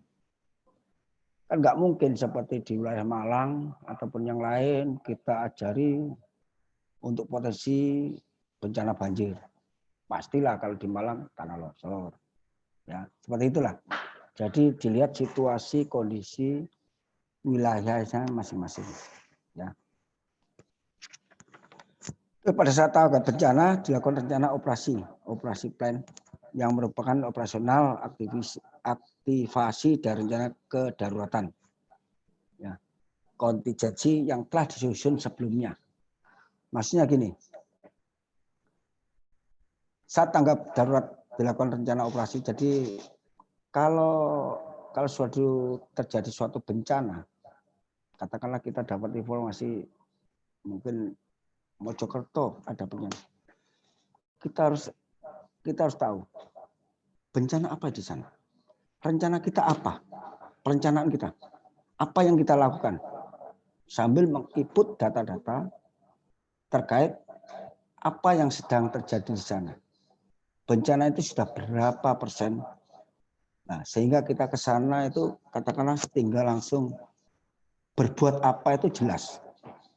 Kalau kita tidak tahu situasi dan kondisi yang pada saat bencana terjadi, kita akan tahu. Sehingga kita tidak tahu kita harus berbuat apa. Jadi semuanya itu kita latihkan sebelum terjadi bencana. Kita latihkan sesuai item-item bencana yang berpotensi terjadi di wilayah. Semua kita latihkan. Ya. Terus kemudian pada tahap pemulihan dilakukan penyusunan rencana pemulihan, recovery plan yang meliputi rencana rehabilitasi, rekonstruksi yang dilakukan pada pasca bencana. Sedangkan jika bencana belum terjadi, maka untuk mengantisipasi kejadian bencana di masa mendatang dilakukan penyusunan petunjuk atau pedoman mekanisme penanggulangan. Makanya bisa saya jelaskan ini yaitu suatu peristiwa kejadian itu merupakan suatu guru yang terbaik. Ya. Jangan sampai tahun, katakan ini sebagai contoh, tahun 2018 terjadi bencana ini. Tahun 2019 kita tidak bisa antisipasi. Bencananya sama dengan tahun yang kemarin. Berarti kita tidak berbuat sama sekali. Ini perlu saya sampaikan kepada adik-adik, mungkin kepada masyarakat. Kalau toh memang tahun kemarin bencana itu tanah longsor akibat ini dan akibatnya ini, ya tahun ke depan harus kita antisipasi. Ya, kita antisipasi jangan sampai terjadi terulang seperti itu. Ya, bencananya tetap itu aja, sehingga masyarakatnya pasif, tidak berbuat, tidak antisipasi, sehingga bencana itu menjadi langganan tahunan. Ya, seperti itu. Kita sampaikan ini sebagai petunjuk ataupun memotivasi adik-adik. Mungkin ada adik-adik yang dari wilayah asalnya dari Lamongan, Bojonegoro ataupun yang lain yang pernah terjadi bencana. Ayo kita berbuat. Kalau bisa tahun depan ataupun tahun ini atau kemarin bencana yang terakhir, tahun depan tidak ada terjadi bencana lagi. Ya, itu aja. Terus kemudian penanggulangan bencana, ya, tindakan dalam penanggulangan yang dimaksud di sini adalah berbagai upaya penanggulangan yang akan dilakukan berdasarkan perkiraan ancaman bahaya yang akan terjadi, kemungkinan dampak yang ditimbulkan tindakan tersebut berupa ini yang saya sampaikan tadi, ya, pencegahan atau mitigasi, kesiapsiagaan, tanggap darurat dan pemulihan yang barusan saya sampaikan. Jadi kita belajar dari pengalaman tahun sebelumnya, apabila suatu wilayah itu kalau sudah pernah terjadi bencana, jangan sampai tahun depan bencana yang sama dan akibat dari hal yang sama. Ya, contohnya kalau banjir, banjir karena sungai ini terlalu dangkal ataupun sungai ini tersumbat, jangan sampai tahun depan ini sungai ini jangan sampai tersumbat lagi, supaya jangan sampai banjir lagi, kan gitu ya. Ini namanya pencegahan. Kalau kesiapsiagaan, nah ini bagaimana kita belajar dari pengalaman kemarin, semua sudah kita antisipasi. Tapi karena wilayah kita itu sering terjadi bencana, khususnya banjir, ya harus kesiapsiagaan. Jangan berpedoman pada, udah penyebabnya tahun kemarin sudah kita antisipasi.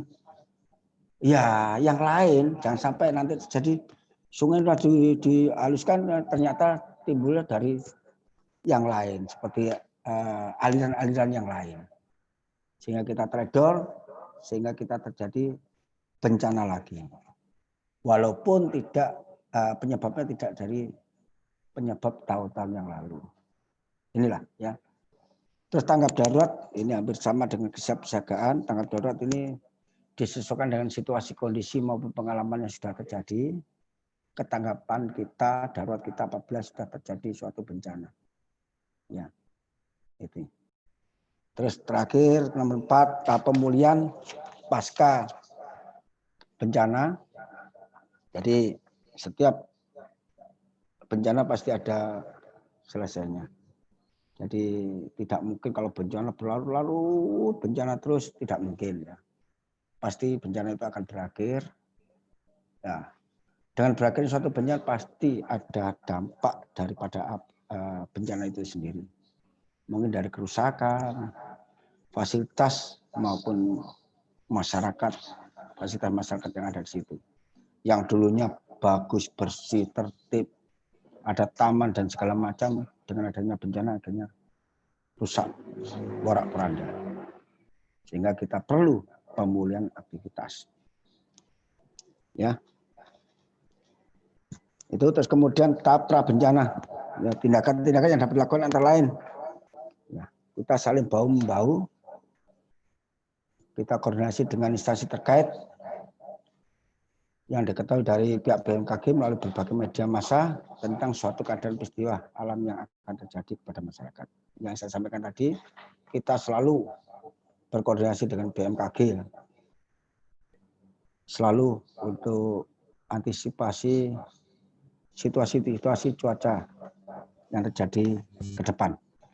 Terus kita koordinasi mensosialisasikan pemahaman bencana alam, cara menyelamatkan kepada masyarakat, terutama di wilayah rawan bencana ya seperti saat ini. Saya menyampaikan kepada adik Saka Pramuka untuk mensosialisasikan pemahaman bencana alam. Ya. Berperan aktif bersama kami lintas sektoral koordinasi dalam hal pelatihan prosedur penanganan bencana, khususnya tahap demi tahap evakuasi, penyelamatan korban. Kembali lagi, nyawa, jiwa itu yang terpenting. Silakan kalau mau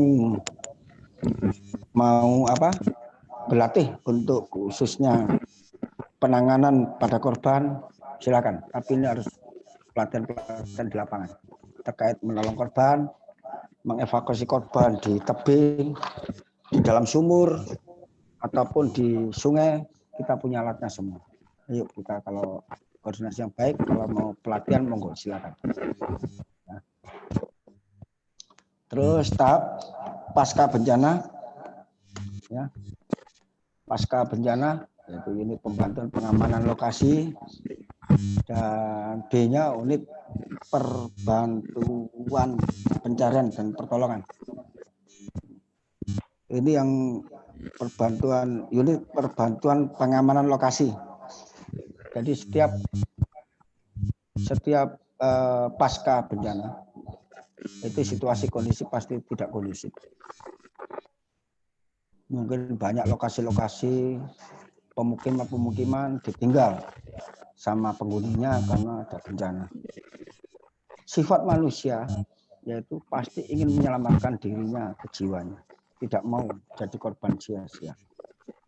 Sehingga apapun yang ada pada dirinya, harta benda itu ditinggalkan. Inilah perlu kehadiran kita untuk mengamankan wilayah yang katakan pasca daripada bencana itu sendiri. Selesai bencana itu sendiri. Harta benda, fasilitas ataupun itu. Terus untuk menyiapkan peralatan-peralatan terkait pemulihan sarana prasarana maupun pemukiman masyarakat untuk disesuaikan dengan jenis bencana. Ya. Terus dari kita ada mungkin dibantu dari adik-adik Saka Bayangkara ya, untuk membantu pengaturan lalu lintas. Kalau tanah longsor tidak mungkin, otomatis kalau sudah nutupi jalan, otomatis kalau kita singkirkan tanah yang longsor, otomatis pengalihan arus pasti dibantu, yang paling banyak dibantu ada di Saka Bayangkara. Ya. Mengawasi orang-orang yang menggunakan kesempatan berbuat jahat, ini yang saya katakan tadi. Setiap ada situasi kondisi yang memungkinkan, itu orang berbuat jahat itu pasti nampak menghalalkan segala cara. Dengan harta bencaranya ditinggal pemiliknya karena suatu bencana, dia akan cenderung ngambil barang itu kan nggak ada penjaganya. Ngambil barang itu kan bisa dijual.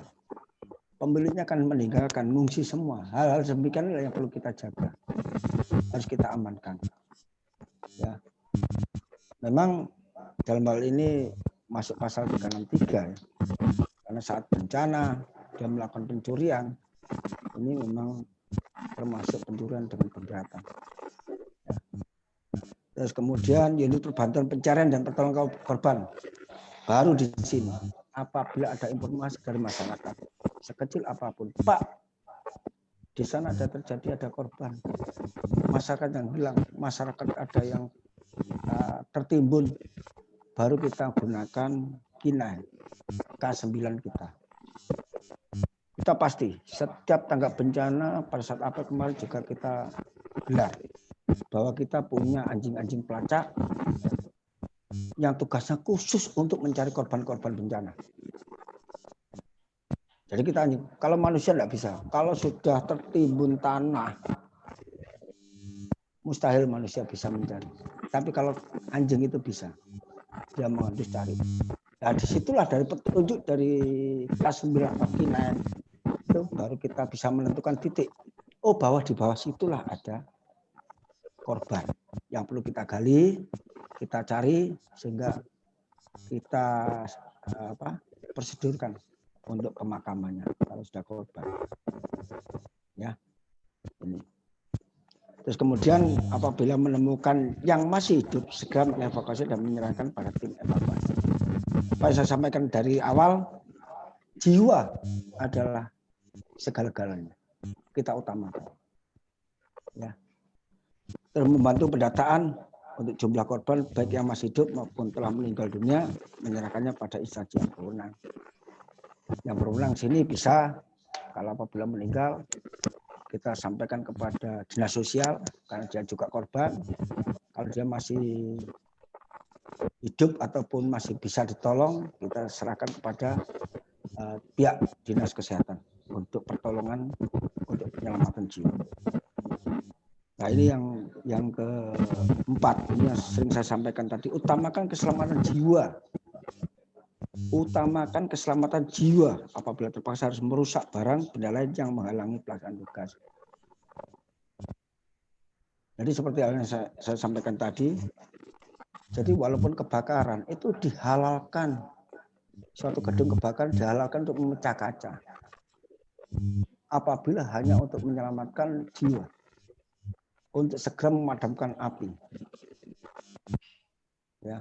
Jadi segala macam itu dihalalkan, merusak barang, memecah kaca ataupun yang lain-lain itu dihalalkan. Terus melaporkan setiap perkembangan kepada pimpinan. Kalau untuk saya kepada pimpinan, kalau ada adik kepada pihak Polri untuk perkembangan. Ya, itu yang perlu saya sampaikan dari masalah bencana. Mungkin ada waktu untuk tanya jawab. Ya. Pertanyaan saja, Pak. Nanti ada 3 pertanyaan untuk tanya jawab. Oh gitu. Ini saya lanjutkan yang poin yang lain. Bisa lanjutin. Nggak usah, Pak. Sampai sini saja. Ini aja. Ya, itu aja. Ini aja ya. Ya. Oke. Jadi itu aja yang perlu saya sampaikan. Mungkin karena saya senang ngomong ya. Jadi lama. Jadi mengembang kemana-mana. Jadi nanti tadi dikasih waktu dari pembawa acara 3 pertanyaan, 3 kesempatan untuk adik-adik memberikan suatu pertanyaannya 3 ya. Karena ini waktunya juga sudah mau habis. Adik-adik juga sebagian belum sholat asar karena mengikuti ini ya, mengikuti virtual. Silakan nanti dikompilir untuk pertanyaan oleh pembawa acara. Silakan yang mau bertanya, monggo silakan. Baik, kakak-kakak, sebelum sesi tanya jawab sambil mengisi, kakak-kakak memikirkan pertanyaan yang akan diajukan, boleh sambil mengisi absensi dahulu ya. Jadi saya berikan waktu untuk kakak-kakak seluruhnya mengisi absensi terlebih dahulu. Dan bagi yang ingin bertanya, seperti tadi yang saya bilang, ajukan raise hand, kemudian nanti namanya akan saya panggil. Terima kasih.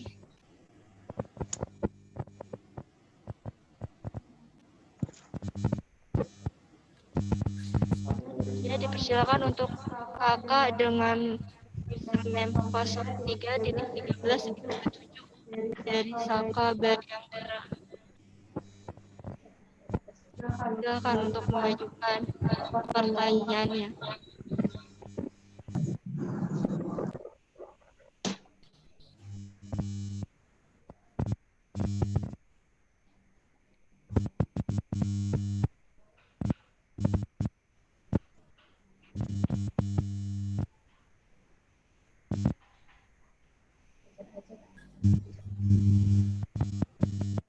Ayo silakan yang mau bertanya.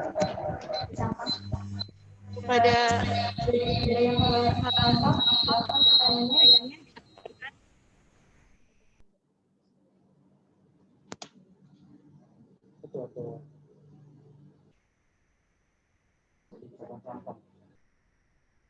Yang saya bacakan dari Bayangkara Cabang Sampang.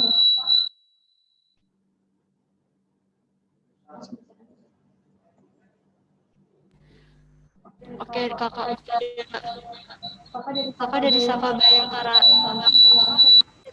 saya bacakan untuk materi. izin Izin bertanya bertanya Kak, Kak, bagaimana bagaimana kita cara kita menyikapi menyikapi orang yang sering menunjukkan menunjukkan kerusuhan kerusuhan atau huru atau hara? huru hara? Kan dilihat dari Lain, sisi lain, orang tersebut adalah keluarga kita. karena cara Bagaimana kita cara kita menyikapi hal tersebut? Gimana kan?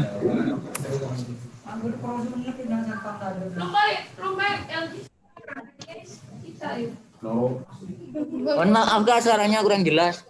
Nah, iya kurang jelasin.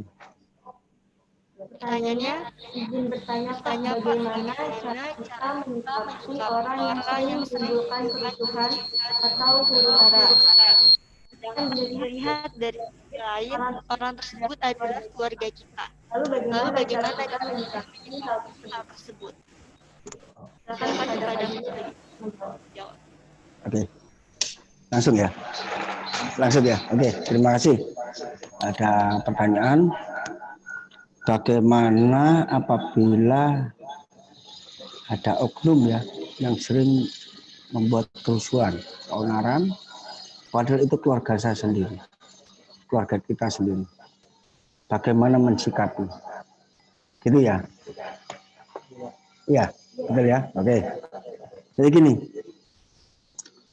itu kita melihat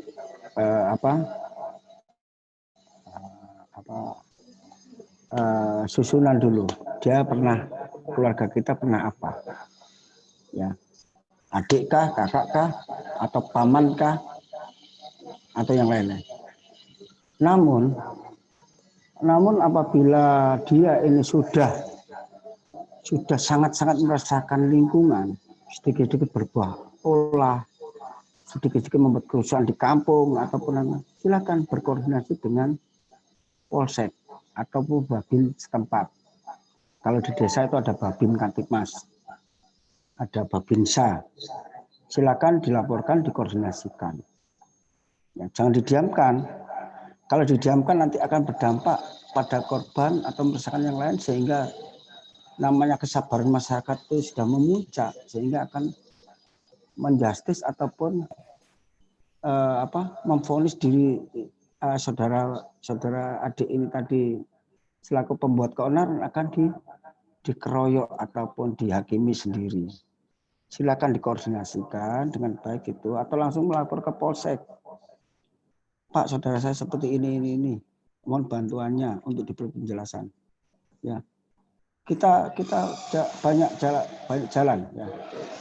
Kita bisa, apabila sudah sangat-sangat merugikan masyarakat, bisa ditindaklanjuti dengan hukum. Ada di situ diskresi, kita kumpulkan keluarga untuk diselesaikan secara bersama-sama dan menghadirkan RT, RW ataupun lurah, ya, untuk kita selesaikan. Dan ini masalah itu yang ditimbulkan kaitannya pasti bisa selesaikan. Yang penting kita mau menyelesaikan. Apalagi itu masih saudara kita. Ayo kita koordinasi dengan yang disegani situ, mungkin Pak RT-nya atau Pak RW-nya atau Ketua Keamanan, untuk kita gabung. Kita gabung dengan Babin Kantipmas, kita musyawarahkan. Selagi kita mau menyelesaikan masalah itu, pasti masalah itu selesai. Kecuali kalau kita nggak mau menyelesaikan masalah. Nah, tentang saudaramu yang sering berbuat onar, apabila sudah diberi penjelasan, diberi teguran dengan adanya berkumpulnya tokoh-tokoh dari masyarakat setempat masih tetap berbuat itu, ya silakan. Siapa berbuat apa, perannya apa, laporkan kepada pihak kepolisian. Dengan adanya bukti-bukti yang sesuai 184 KUHP itu, bukti-bukti yang menyertai. Nah, di situ seandainya membuatkan suatu keonaran atau pengerusakan, ya barang yang rusak dengan alat yang untuk merusak kita amankan, kita laporkan kepada pihak kita ke polsek. Ya, silakan. Kita mau menyelesaikan secara hukum pidananya atau kekeluargaan. Ya. Silakan. Nanti masyarakat yang bisa menilai. Kalau toh memang selesaikan dengan kekeluargaan bisa, silakan. Ya. Kita nggak harus semua permasalahan yang ada harus melalui jalur hukum. Kalau selagi bisa diselesaikan, kenapa enggak? Luwes kita ya. Monggo silakan.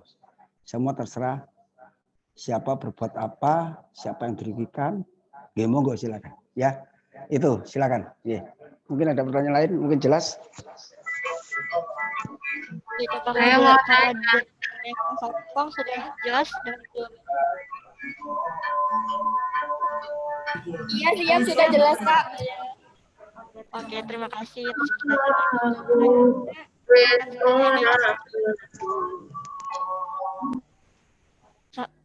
Selanjutnya akan saya bacakan dari Polres Kabupaten Mojokerto, Kak. Ada pertanyaan dari Polres Kabupaten Mojokerto.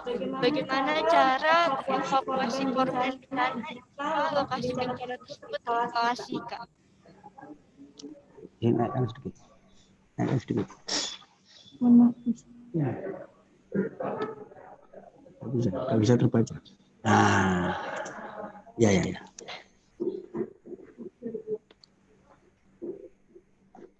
Mohon izin bertanya, Kak, saya dari SBK Mojokerto, Kabupaten Mojokerto, evakuasi korban bencana jika lokasi tersebut terisolasi. Nah,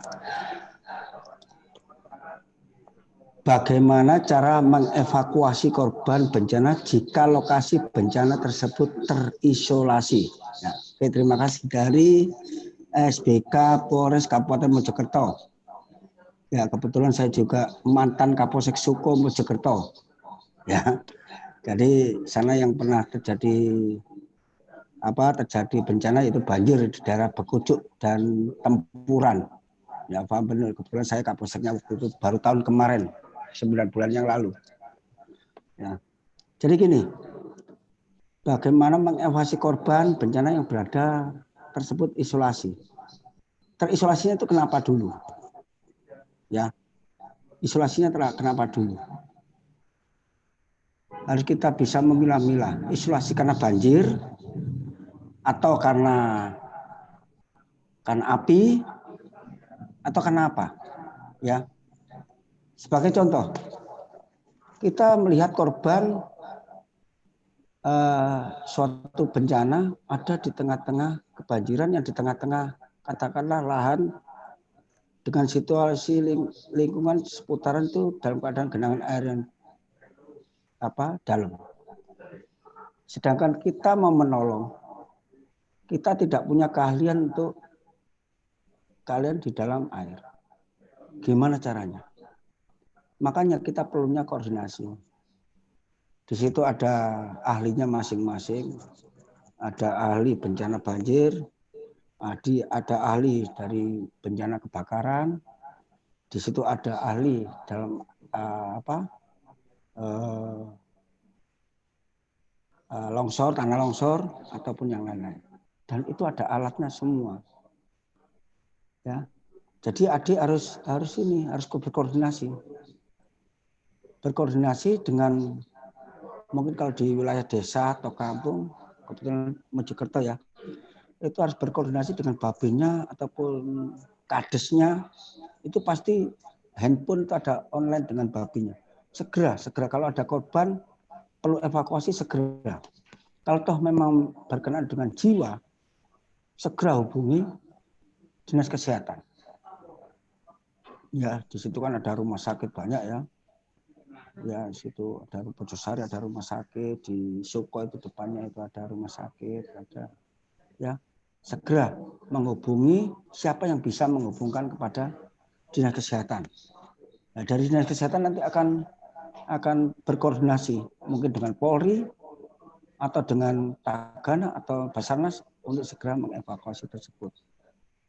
Adik jangan sampai melakukan evakuasi pertolongan pada korban tapi membahayakan diri adik sendiri. Adik harus tahu kondisi saya itu harus bagaimana. Mampukah saya untuk menolong tersebut atau mengevakuasi tersebut. Kalau itu membahayakan diri adik yang mau mengevakuasi ya lebih baik kita koordinasi. Ya, jangan sampai nanti kita menyelamatkan orang diri adik menjadi korban lagi. Bisa dipahami ya ini ya. Kalau memang ada korban terisolasi karena api atau korban dalam keadaan banjir, Kalau adik nggak bisa, nggak mampu, ya lebih baik memberi segera informasi untuk kepada aparat yang berkompeten untuk segera menyelesaikan ataupun mengevakuasi korban tersebut. Karena ini harus koordinasi, nggak bisa kita tangan sendiri, nggak bisa, harus kita mampu. Nggak ada yang Superman di sini, ya, nggak ada, kecuali hanya di film-film kartun Superman itu ada, nggak ada, ya. Itu aja mungkin saya bisa jawab. Mungkin ada yang kurang jelas, monggo silakan. Baik Kak Yuda, terima kasih atas jawabannya. Lalu bagaimana dengan tanggapan dari kakak yang bertanya, dari kakak Saka Bayangkara Polres Mojokerto? Apakah sudah dapat dipahami dari jawabannya Kak Yudo?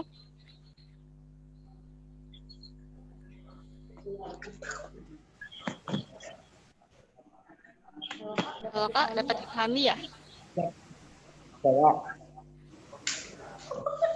Baik, kalau begitu saya lanjutkan ke pertanyaan yang ketiga ya Kak. Ini ada pertanyaan dari Kak Angga. Pertanyaannya mohon bertanya Kak. Kenapa modernisasi disebut sebagai bencana? Dan ketika ada bencana, lalu bagaimana mekanisme pencatatan identitas korban? Dari Kak Angga, dari Kakak Bayangkara. Dari Angga, kenapa modernisasi disebut bencana? Modernisasi disebut bencana, dan ketika ada bencana terdapat korban.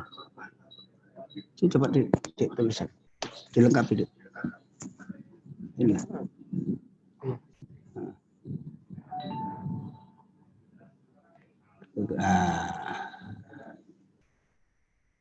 Terenggalek ya. Oke, terima kasih. Jadi gini, mungkin yang saya paling terima kasih ini pertanyaan ini, pencatatan identitas korban, ya. Kalau apabila ada bencana korban tersebut tidak mempunyai identitas sama sekali, kenapa nggak bisa tahu bagaimana prosedurnya untuk mengetahui identitas korban, gitu ya. Tadi sudah saya sampaikan, untuk pencarian itu apabila ada informasi bahwa ada terjadi korban tertimbun ataupun tenggelam, itu kita menggunakan K9 ataupun anjing pelacak apabila tertimbun. Tapi kalau tenggelam dalam air itu untuk anjing pelacak atau K9 tidak bisa, karena endusan daripada anjing itu kalau kena air itu akan hambar, hilang.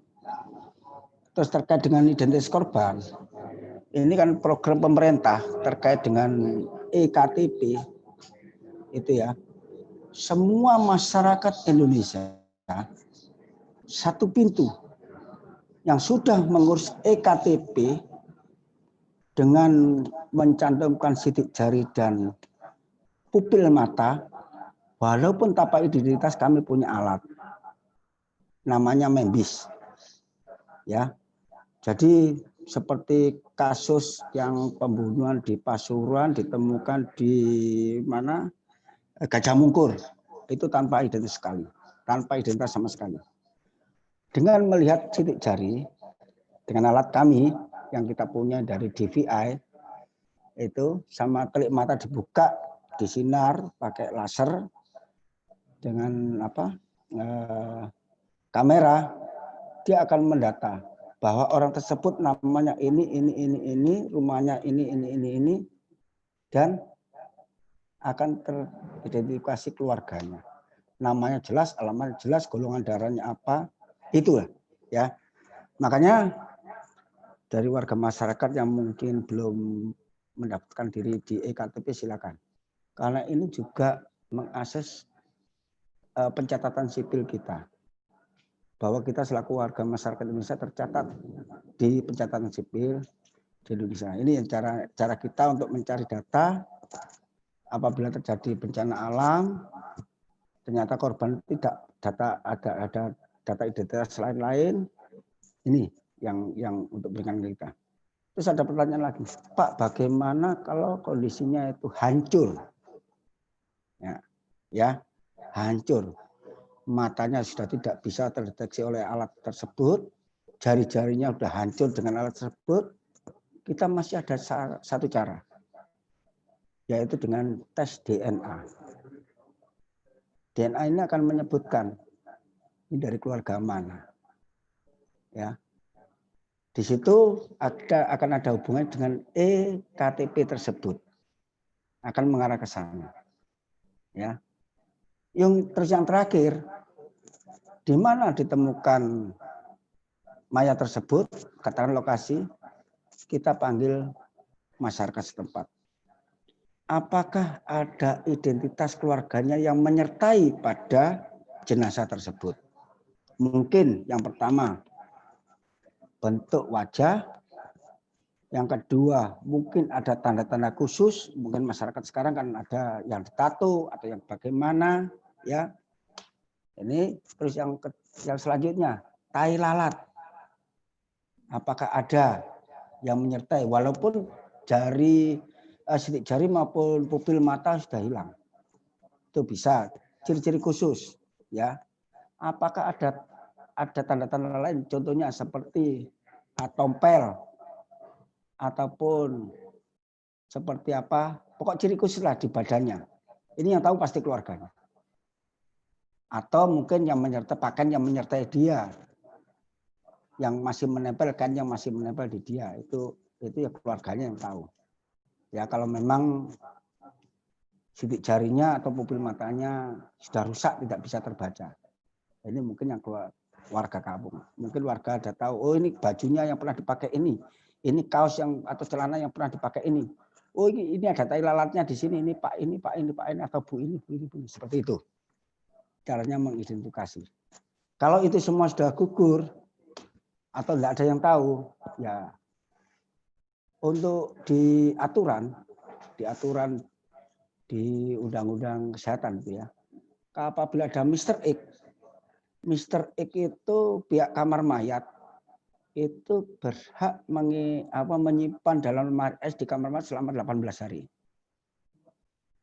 Setelah 18 hari itu akan dikebumikan melalui makam umum sebagai Mr. X tanpa identitas.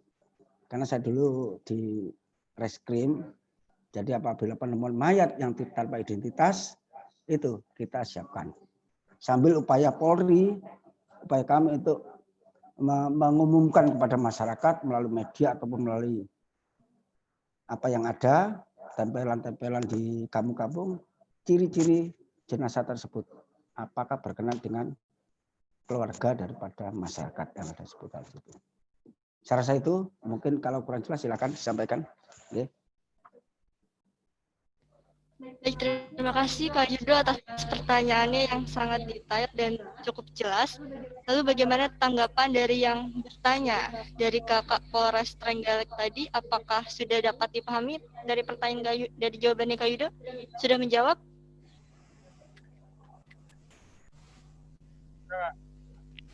Sudah, baik, terima kasih Kak Yudo. Saya seperti yang saya bilang di awal bahwa saya hanya akan membuka 3 pertanyaan saja untuk sesi kali ini.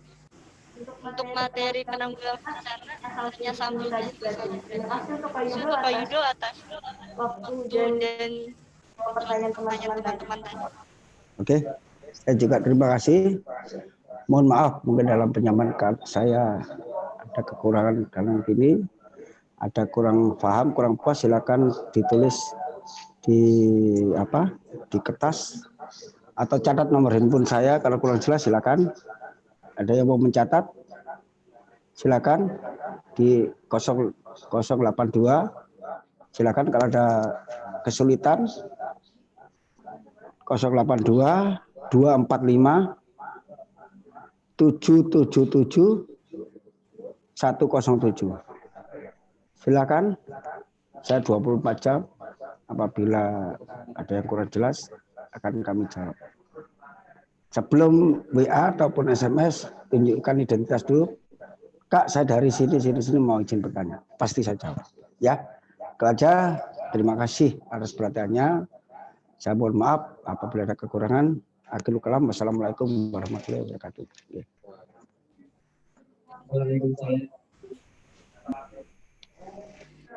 Baik. Dengan berakhir absensi kita pada hari ini dan juga absensi yang telah diisi oleh teman-teman, maka berakhir sudah agenda kita pada hari ini terkait materi pencegahan dan penanggulangan bencana. Teman-teman yang sekiranya tidak dapat kesempatan untuk bertanya, saya mohon maaf karena juga kita keterbatasan waktu dan teman-teman bisa menanyakan langsung melalui personal chat dengan Kak Yudo seperti yang telah disebutkan tadi oleh Kak Yudo. Karena sudah berpikiran sama kita, maka diucapkan juga terima kasih kepada teman-teman yang sudah menyempatkan waktunya untuk hadir di agenda Satuan Karya Pidato Satuan Karya Bayangkara kita pada hari ini. Dengan berakhir acara ini, pamit undur diri dari kegiatan hari ini. Terima kasih. Assalamualaikum warahmatullahi wabarakatuh. Waalaikumsalam warahmatullahi wabarakatuh. Pramuka. Ini seluruh anu ya, seluruh Jawa Timur. Berarti anak-anakku ini SMA 3. Penyiaran. Nggak tahu ikut apa enggak teman-teman.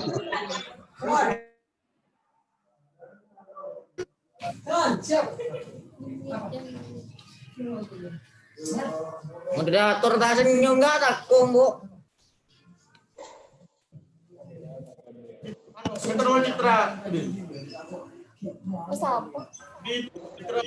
Karaka. Bilang aja dulu. Citra, minta nomor WA-nya Citra. Gue coba minta nomor yang ini dong.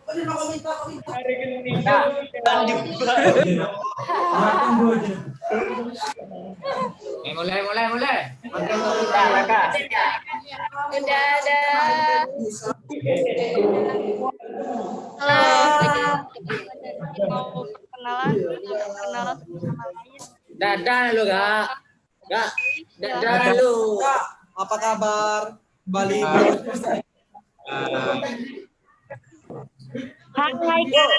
Oke, ada. Salam.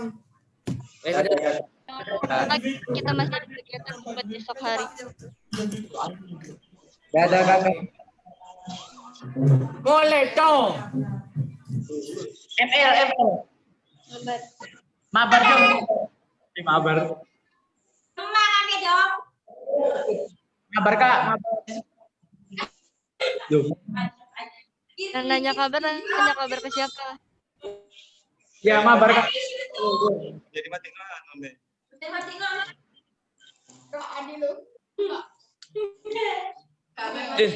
tidak memandang fisik.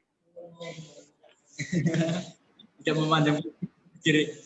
Memandang apa Kak?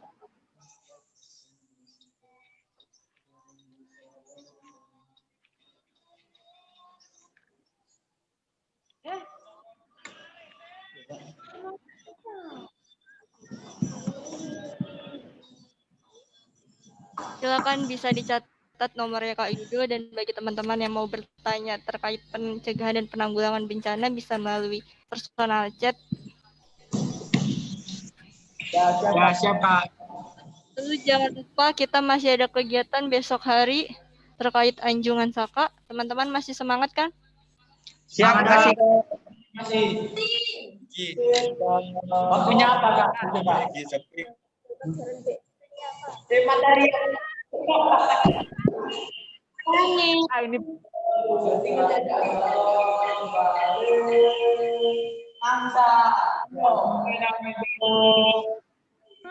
Kak, buat apa Kak? Jadinya mana?